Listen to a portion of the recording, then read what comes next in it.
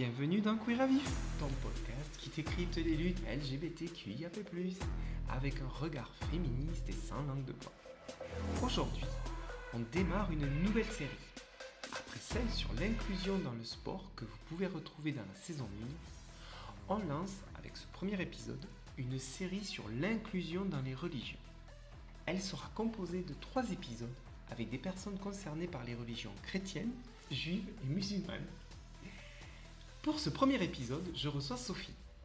Avec elle, nous allons essayer de comprendre si sa religion est inclusive et sinon, s'il y a des alternatives pour quand même pratiquer sa foi de façon safe. Mais avant, je me présente. Je suis Julie, Juju pour les intimes. Mon pronom est elle, je suis infirmière et vous écoutez Queer à Vif, saison 2, épisode 3. Source de tensions, de conflits, de guerres, beaucoup d'actes sont faits en son nom. La religion, ou plutôt les religions, vivent pourtant une période difficile.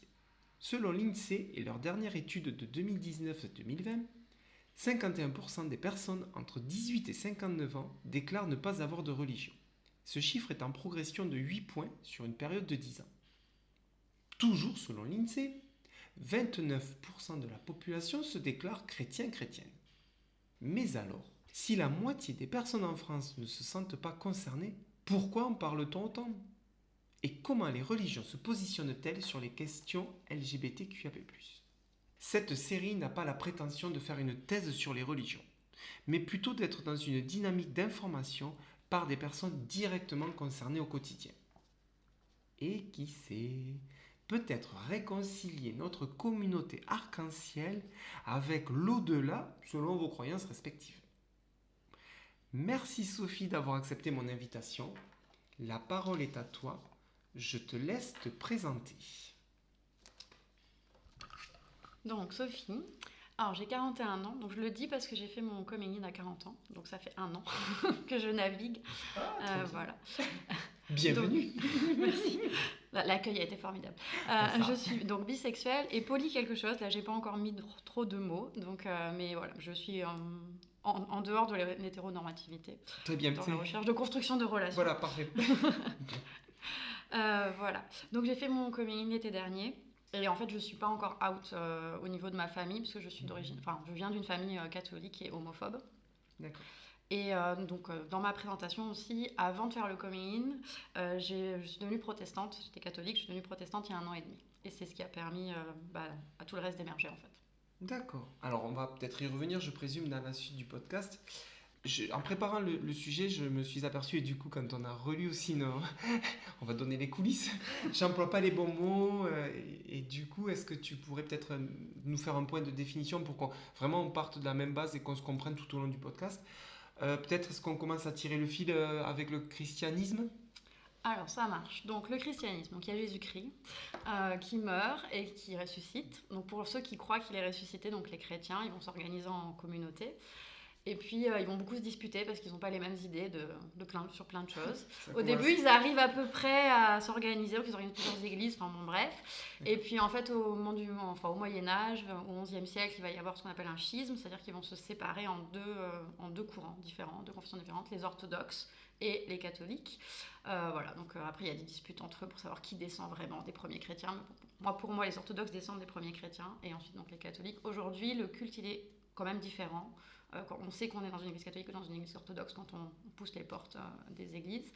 Et donc ensuite, au XVIe siècle, au sein du courant catholique, il va y avoir ce qu'on appelle la réforme. Donc c'est Martin Luther qui la porte, mais il y a d'autres réformateurs et réformatrices qui vont en fait vouloir changer certaines choses. Donc au départ, ils ne veulent pas créer une nouvelle confession, ils veulent juste améliorer en fait le catholicisme. Il y a la question du pape, la question du pouvoir du pape, la question de qu'est-ce qui permet qu'on soit sauvé. Enfin voilà, il y a plusieurs questions qui se posent à ce moment-là. Et donc vont se créer les églises protestantes qui sont très nombreuses avec beaucoup de courants sur lesquelles moi je suis un bébé protestant, donc je démarre à peine. Et j'aurais du mal à faire vraiment le distinguo. Voilà, moi personnellement je fréquente une paroisse réformée qui descend de Martin Luther, pas complètement, mais voilà, qui est un peu dans la lignée, quoi. Donc en fait le bazar dure depuis le XIe siècle. Donc autant vous dire que le podcast n'a vraiment pas vocation à résoudre les problèmes. Ah oui, d'accord, ok. Bon. Merci pour ce point historique qui est hyper important parce que on emploie des fois les termes mais pas les bons au bon moment. Donc ici, on va plutôt parler, si je comprends bien, de christianisme. Voilà, de christianisme et de protestantisme. Du coup. Et de protestantisme via ta voix, exactement. Ok. Alors, c'est un podcast LGBTQIA+, donc une de mes premières interrogations, c'est un peu brut, je le conçois. Est-ce qu'on peut être une personne LGBTQIA+, et être religieuse, en tout cas dans ce que toi tu en as connu, est-ce que ça c'est possible? Et être chrétien. Donc oui, c'est possible, c'est très difficile.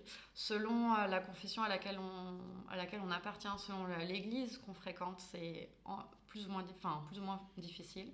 Voilà. La position, ce que je peux donner, c'est la doctrine catholique, ce que je connais le mieux. La position de la doctrine catholique, c'est oui, on peut être LGBTQIA+, mais on doit être chaste, donc on ne doit pas pouvoir avoir de compagnon, on ne doit pas avoir de sexualité. On doit, voilà. Super. C'est leur position. Super, non. Donc on vous accueille, mais vous ne devez rien faire, pas vous exister, rien faire, peut-être respirer. C'est ça. Ne pas trop parler de qui vous êtes et voilà. Ça c'est la position de l'Église catholique romaine. Voilà. Dans le protestantisme, il y a autant de positions que d'églises et même au sein des réformés, il y a des positions différentes, mais il y a quand même des espaces qui existent dans l'Église protestante réformée et l'Église protestante luthérienne où on peut être LGBTQIA+, et vraiment s'exprimer et vraiment vivre sa vie de personne LGBTQIA+. Mais alors, juste que je fasse pas d'erreur dans les mots, chez les protestants, c'est des temples, on appelle ça un temple. Et ça veut dire que potentiellement une personne lesbienne pourrait aller au temple avec sa compagne, sa femme, c'est possible ça? Oui, tout à fait. Alors, pour être vraiment transparente, dans les églises catholiques, on peut baptiser les enfants de couples lesbiens, il n'y a rien qui n'empêche. Et les enfants de couples lesbiens de couples queer peuvent tout à fait fréquenter le catéchisme, etc. Par contre, on ne célébrera pas de mariage. Oui, non, pas trop vite quand même. Voilà, il y a une possibilité de bénir, mais il ne faut pas que ça ressemble à un mariage. Enfin bon, c'est encore un peu voilà. Alors que dans certaines églises protestantes, il y a des bénédictions. Enfin, il n'y a pas de mariage en fait, donc il y a des bénédictions qui sont ouvertes pour tous les types de couples en fait. D'accord, il n'y a pas de mariage chez... Non, c'est pas. Alors il y a des mariages, mais c'est pas considéré comme un sacrement. Ça, je sais pas encore être trop. D'accord. mais du coup, c'est ouvert. Dans certaines églises, c'est ouvert à tous les types de couples. Ah oui, alors quand ils se sont séparés, ils se sont bien séparés quand même. Alors en fait, ce qu'on dit, c'est que quand on est dans l'église protestante, si t'es pas d'accord, tu crées ta propre église et voilà. Donc c'est pour ça qu'il y en a autant. Ça, c'est le cliché.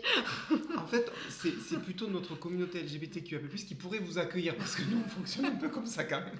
Okay. Il y a beaucoup de points. Tu viens de nous dire que tu étais protestante, tu viens de nous l'annoncer au micro. Est-ce que c'est une position que tu peux assumer ou que tu assumes dans l'espace public, donc autour de toi avec des gens qui ne font pas partie de la commune? Est-ce que tu te sens libre d'en parler ou bien c'est un peu comme le coming in, tu vas regarder ça pour toi, la foi c'est personnel, c'est privé, c'est un peu ce qu'on lit, la foi c'est chez soi. Qu'est-ce que tu en penses de ça? Comment tu te positionnes? Alors moi depuis toujours, ça a été toujours très facile de parler de Dieu et de ma relation avec Dieu et avec Jésus. Après, je suis fonctionnaire, donc dans le cadre de mes fonctions, j'en parle pas trop, mais en fait, mes loisirs, etc., font que les gens savent rapidement que je suis croyante. Et là, pour le moment, les gens croient que je suis toujours catholique. Et du coup, j'attendais, en fait, j'ai décidé maintenant, à chaque fois qu'on me pose la question, maintenant de dire vraiment que je suis protestante, donc je suis en train d'en parler, pas à tout le monde, mais aux gens que ça va intéresser, puis qui vont comprendre, en fait. Est-ce que tu ressens ça comme... Est-ce que c'est le même ressenti qu'un coming out? Oui, vraiment. Tu te sens libérée de dire, en fait... Pour moi, il y a 2 coming out à faire là dans les prochaines années. Il y a le coming out protestant et le coming out... religieux et sexuel. Parfait, tout va bien. Hein. Tout va bien, on est large dans les prochaines années. C'est pour ça qu'il y a beaucoup de ponts en fait. C'est vrai. D'accord. Alors, en préparant ce sujet, moi, j'ai un petit peu lu ce qui se disait, je vois partout, Dieu est amour, les religions, elles accueillent tout le monde, elles accueillent l'autre, on voit des photos alors, du pape pour ce qui me concerne, puisque moi aussi familialement je suis issu de cette communauté-là, même si je ne m'y retrouve pas et que je n'ai aucun lien avec, mais c'était plus facile d'aller chercher ces infos-là, et je m'aperçois qu'en fait on a... beaucoup de messages d'amour, et en creusant un peu c'est beaucoup de messages d'amour hétéros, familiaux, Euh, et je trouve que dans ces religions-là, ce qui se permettent d'avoir des avis sur nos vies, sur nos choix, ont un impact sur nos communautés. Je m'aperçois un peu en discutant que la religion dans nos communautés, c'est des échanges hyper vifs. Ça peut être hyper violent pour les personnes concernées et qui ne sont pas out d'ailleurs, qui sont concernées par la religion et qui ne sont pas out. Euh, Toi, dans nos espaces communautaires, est-ce que tu as déjà ressenti cette discrimination à la religion? Est-ce que c'est des propos que tu acceptes parce que tu te dis, ben oui, en même temps, c'est le message qui est véhiculé? Ou est-ce que du coup, tu rejettes un peu ces propos-là et tu fais le choix peut-être de vivre ta religion différemment, en te créant tes espaces, en priant chez toi? Comment tu vis tout ça? Alors, des discriminations, non, j'en ai jamais ressenti dans la commu, mais je sais qu'il y a eu des choses horribles qui ont été commises au nom de la religion contre les personnes queer. Et du coup, je comprends tout à fait qu'il y ait des gens qui aient des réactions vives ou qui rejettent en fait tout ça. Et j'ai mis beaucoup de temps à pouvoir dire à mes nouveaux amis de la commu que que je croyais en Dieu et que j'étais chrétienne. J'ai pas commencé par ça. Parce que après, c'est aussi comme ça dans mes relations. J'attends que les personnes me connaissent avant de pouvoir leur en parler, parce que je sais qu'il y a beaucoup de préjugés. Et je sais que la religion chrétienne a fait beaucoup de a fait des choses horribles, vraiment. Enfin, voilà. Et après, je travaille à combattre ça et je travaille à créer des espaces safe, justement, oui, pour les personnes LGBTQIA+. Ouais. En fait, quand on parle d'intersectionnalité, c'est résumé à tout ce que tu viens de dire. C'est-à-dire qu'aujourd'hui, il faut aussi, si on se dit intersectionnel, accepter qu'il y ait d'autres religions et faire attention aussi dans nos espaces communautaires aux propos qu'on tient, parce que être inclusif ou inclusif sur l'orientation sexuelle ou l'orientation de genre, c'est une chose, mais ne pas oublier qu'on a des comportements racistes dans nos communautés, on a des comportements excluants sur la religion. Et ça, c'est des choses qu'il faut dont on doit parler pour résoudre ces problématiques-là. Lors de la présentation, tu nous as expliqué que historiquement, tout ça, ça a commencé au XIe siècle, il y avait eu les premiers balbutiements religieux au XIe siècle. On se dit quand même légitimement que les textes qui ont été produits au XIe siècle versus 2025, il y a eu 2 ou 3 petits changements qui sont apparus au cours de tous ces siècles, et que ça serait légitime de penser que quelque part il va falloir remettre à jour ces textes-là, ou peut-être l'interprétation qu'on en fait. J'emploie peut-être pas les bons termes et tu vas me reprendre dans la réponse certainement. Est-ce qu'à ta connaissance, il y a aujourd'hui des groupes de travail, alors soit dans la religion que tu fréquentes aujourd'hui, soit dans celle que tu as fréquentée, que tu connais le mieux, est-ce qu'il y a des groupes de travail qui travaillent sur ces questions de mieux inclure dans la religion, d'interpréter peut-être les choses différemment au regard de 2025 quoi? Alors oui, ça existe depuis très longtemps. Donc il y a notamment l'association David et Jonathan qui a changé de nom, qui s'appelle DJ Arc-en-Ciel. Et des fois, je vais oublier qu'ils ont changé de nom. Ah oui, et moi aussi, parce que du coup, je les connaissais sous ce nom-là, j'avais pas pris en compte qu'ils avaient changé. Donc voilà, qui nous excusent, c'est des automatismes. Donc DJ Arc-en-Ciel, Oui. ils existent depuis les années 80 et c'est vraiment... Alors c'est une association œcuménique, c'est-à-dire qu'elle rejoint les 3 confessions chrétiennes. Et il y a vraiment une volonté de militantisme et de vouloir faire changer les choses dans chacune des confessions, et dans chacune des églises. Et ils sont très actifs depuis très longtemps. Il y a d'autres associations qui existent, notamment le Carrefour des chrétiens inclusifs, qui propose notamment une retraite une fois par an, que j'ai pas encore eu la chance de pouvoir faire, mais qui a l'air vraiment intéressante pour pouvoir vivre sa foi en tant que personne queer ou personne alliée, y compris en famille. Et il y a aussi donc depuis quelques années, depuis une dizaine d'années, ce qu'on appelle les antennes inclusives, qui sont c'est dans les églises protestantes, des paroisses qui sont vraiment dédiées à l'accueil des personnes queer, avec vraiment une volonté de créer des rites liturgiques, de lire la Bible, de proposer des interprétations, de faire de la théologie queer, enfin voilà, de mettre à jour la religion chrétienne par rapport aux personnes LGBTQIA+. Donc c'est chouette, c'est un message positif en fait d'entendre qu'il y a des gens qui s'emparent de ça et qui sont capables de relire ces textes-là et d'en donner une autre interprétation. Ça fait en fait des textes vivants finalement. On pense que la religion c'est quelque chose qui évolue pas, mais en fait c'est vivant tout ça. Tout à fait. On peut envisager peut-être que dans les années à venir, on ait une évolution sur la question du mariage. Je sais que c'est important pour certaines personnes de nos communautés de pouvoir se marier à l'église. Est-ce que ça veut dire qu'on va avoir un jour un pape femme? Alors, personnellement, moi j'ai quitté la religion catholique parce que j'ai compris qu'il ne changerait pas. Ah non, Mais c'est mon avis. j'ai eu peur trop. C'est mon avis personnel. On a le même ressenti. Mais j'ai des amis catholiques qui, eux, croient que ça va être possible et qui travaillent vraiment très activement pour faire évoluer les choses. Et on a c'est un peu il y a des signaux, de temps en temps, il y a des avancées qui sont faites. Oui. Et puis ça va pas plus loin, puis ça s'arrête, puis ça va extrêmement lentement. Moi, je crois pas en un pape femme. Ce que j'ai oublié de dire dans ma présentation, c'est dans les trois confessions, la seule confession où les femmes ont la même place que les hommes, c'est le protestantisme. D'accord. Parce qu'il y a certaines églises, pas toutes, où il y a des hommes pasteurs et des femmes pasteurs. Donc c'est le seul endroit en fait. Et ça va, le temple s'est pas écroulé, Non, a pas eu... ça a été très dur évidemment, mais, oui. mais maintenant c'est quand même relativement accepté, même si elles doivent quand même prouver beaucoup de choses et voilà, il y a quand même du sexisme, etc. Mais c'est la seule confession où on donne la même place en fait. Mais c'est pas le même rôle non plus qu'un prêtre catholique ou un prêtre orthodoxe et puis un pasteur. D'accord. On a abordé tout à l'heure la question de l'intersectionnalité. Aujourd'hui, alors on a eu des questionnements qui sont arrivés lors de la Pride de Paris, où un collectif d'extrême droite homo-nationaliste, comme ils se définissent, voulait venir défiler à la Pride. Et effectivement, toutes les communautés queer se sont mis en route en disant non, c'est pas possible qu'un collectif d'extrême droite puisse venir défiler. Mais cette question d'être extrême droite et faire partie de la communauté LGBTQIA+, il va bien falloir à un moment donné qu'on y travaille aussi parce que on a ces problématiques-là. Mais ça sera peut-être un autre podcast. En même temps, on a une dissonance cognitive quand on fait partie de la communauté queer et que notre pensée sociale diffère de ce que la communauté queer pense. Par exemple, est-ce qu'on peut être queer et de droite? Alors je ne parle pas d'extrême droite, je parle d'être queer et de droite, être queer et capitaliste, etc. Ça fait partie des questions qu'il faut qu'on réfléchisse. Et toi, je présume que le fait d'être dans la communauté queer et d'être croyante, ça a dû à un moment donné venir te torturer quelques nuits pour savoir comment est-ce que tu allais t'inclure dans tout ça, comment est-ce que tu pouvais accepter d'être dans une église, alors à l'époque église, et valider quelque part un discours qui était clairement homophobe, etc. Est-ce que tu es en paix avec ça aujourd'hui? Est-ce que tu as pu travailler sur ça? Est-ce que c'est une vraie réalité ou en fait tu t'en...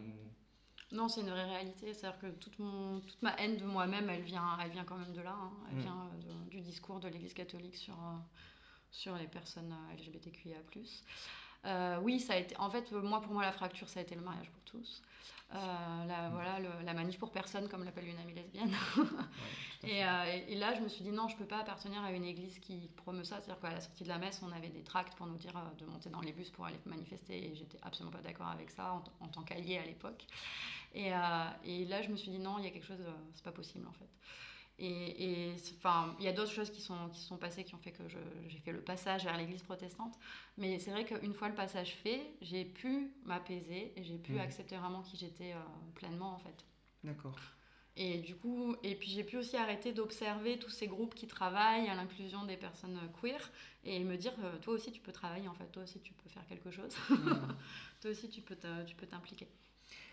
Donc en fait aujourd'hui ce que tu es en train de nous dire c'est que être dans la communauté LGBTQ+, et être croyante c'est quelque chose qui est possible, il suffit simplement de trouver ta voie. Alors, je sais pas si... Ouais, il faut trouver les lieux, le bon groupe, la bonne la communauté qui va nous correspondre et qui va correspondre aussi à la façon dont on vit notre foi. C'est-à-dire c'est ça qui différencie les différentes confessions entre catholiques, orthodoxes et protestants, c'est la façon dont on vit notre foi.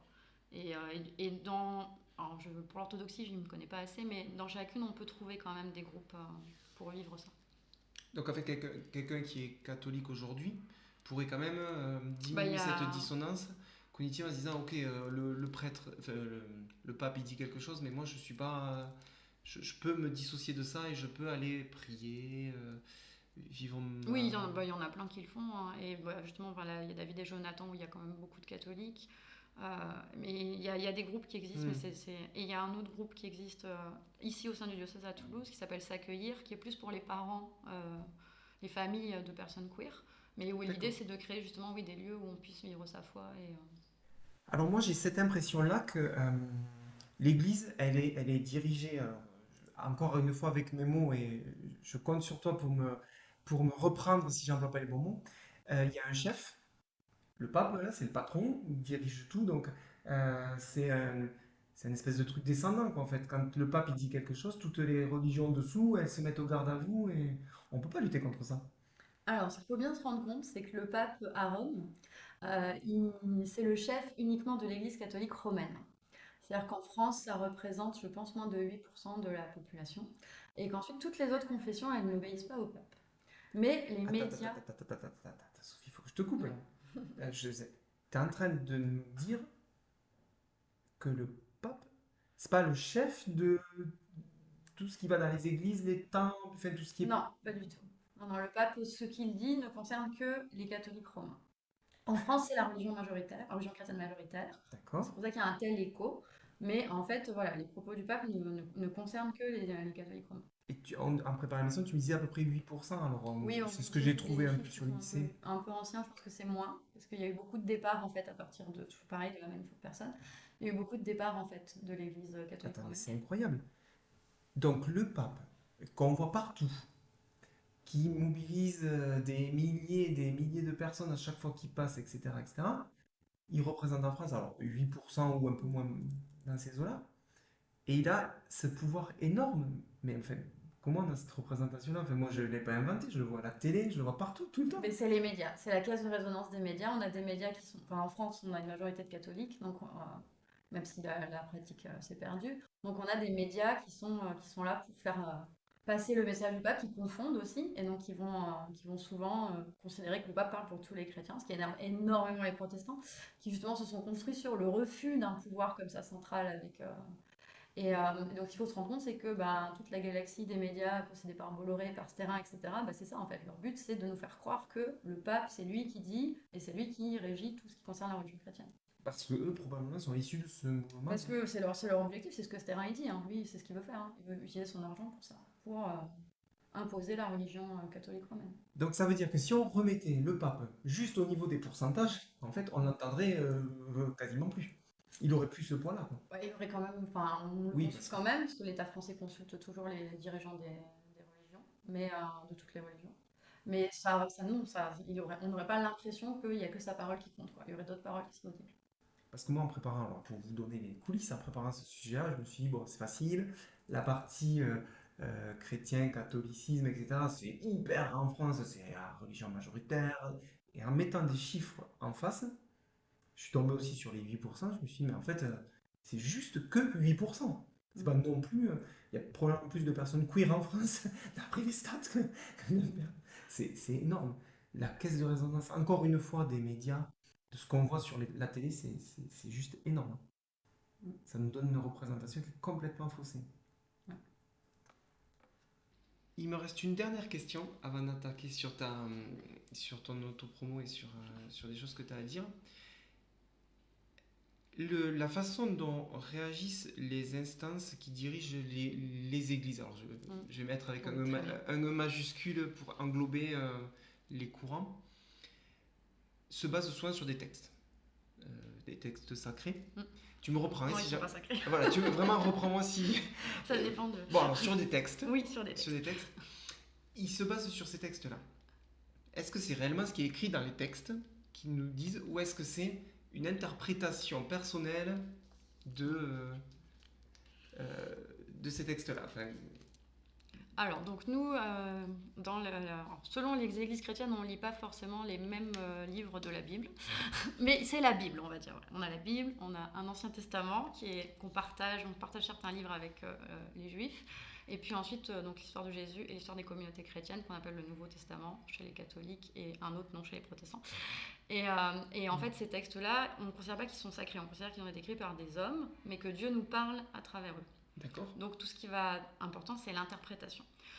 Ceci étant, il y a quand même, donc, notamment dans le Lévitique, qui est souvent utilisé par les personnes homophobes, des critiques très fortes des pratiques homosexuelles. Et toute la question des groupes de travail, c'est ça, c'est de se dire mais comment est-ce qu'on relie la Bible aujourd'hui avec notre regard et notre vécu de personnes queer en comprenant quel est le vrai message que Dieu il nous adresse, quoi. On sait que c'est pas un message de haine, donc c'est quoi le vrai message? Et souvent dans ces groupes, il y a ce travail-là de réinterprétation, de confrontation du texte à nos vécus.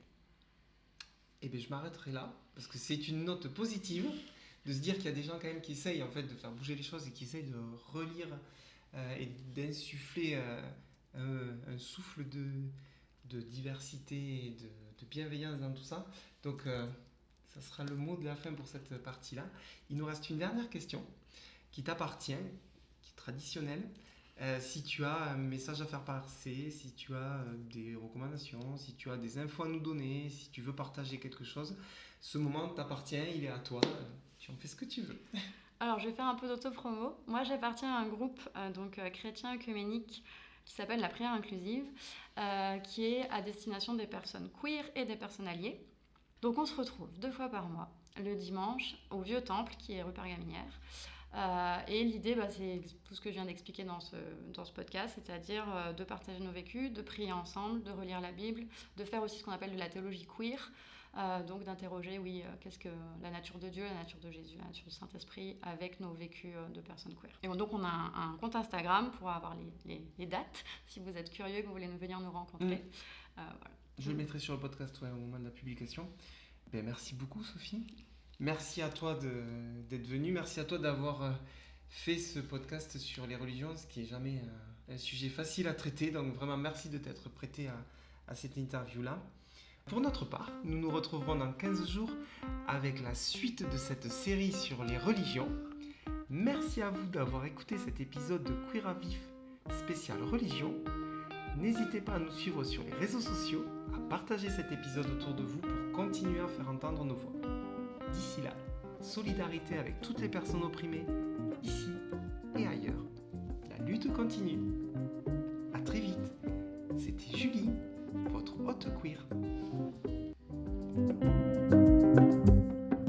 Nous qui sommes sans passé, les femmes, nous qui n'avons pas d'histoire depuis la nuit des temps, les femmes, nous sommes celles qu'on veut pas voir.